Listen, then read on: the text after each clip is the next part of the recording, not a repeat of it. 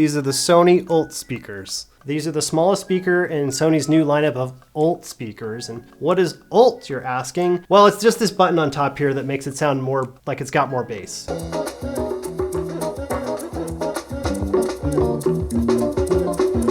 Now, I don't actually know what it stands for, but I do know that in Japanese video games, there's an Ultima Magic, some of the best. I'm just wondering, like, maybe if the ult is related to Ultima Magic. But we all know that that's fantasy and not real, and we have to live in the real world, so no more fantasies for you. When you have the ult feature off, the bass on these is pretty paltry. In fact, it sounds downright anemic to me.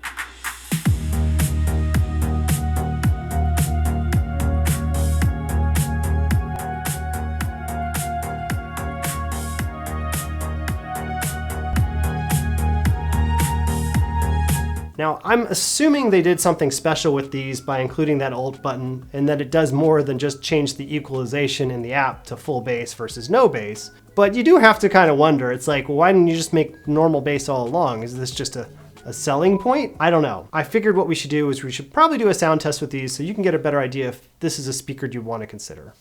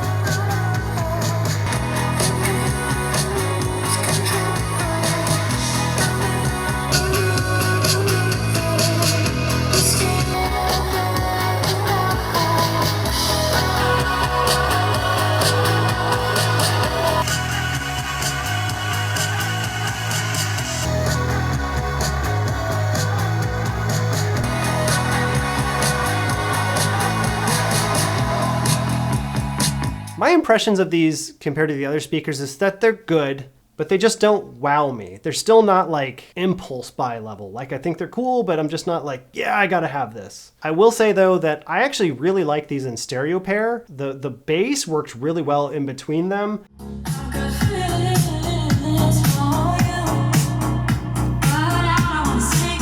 I listened to these speakers before I filmed these just to get a good assessment. For this particular lineup of speakers, I thought the Sony sounded really good, honestly. They hit the bass strong, and then they also had really good clear range throughout. I wouldn't play the Sony ULT without the ULT button pressed, honestly. I think it sounds pretty weak without it. I really do like the sound of them. I think they do sound good, especially if you are listening to them frontal on.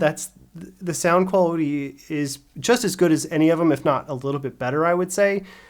But there's so many cases where I'm just not in the perfect sweet spot that I'd say like one of these other speakers would be better because it sounds better just in general all around.